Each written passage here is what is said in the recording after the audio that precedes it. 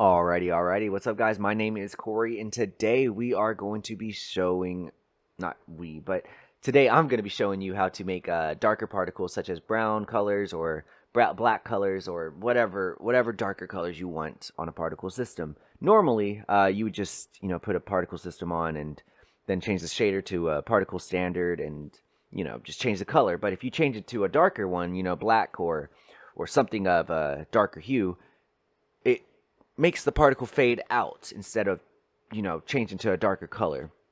To fix this, obviously you're going to need a particle system. I have one right here. I'm just going to go ahead and paste the values that I copied before, as well as putting a color over lifetime on here. There we go.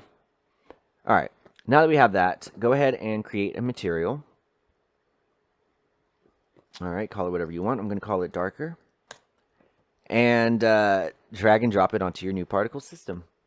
Now, this is where it gets really important, or not really important, but you know what I mean. Go ahead and change this shader to a particles and then standard unlit. This is very important because standard unlit does allow you to have darker particles. I'm not sure if this is the only one. I'm not very experienced in this, but I do know that this works, so it'll work for you.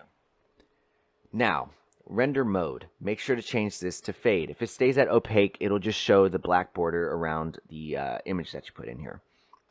If you have it in fade, it'll be able to be transparent and you can see through it, such as smoke or lines that you don't want to obscure the view completely. Now we need to change the color. We can change this color to black, and as you can see, the particle, instead of fading away, just changes to a darker color. Lastly, your texture.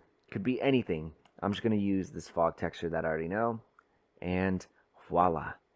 Now, when you play the system, you have smoke.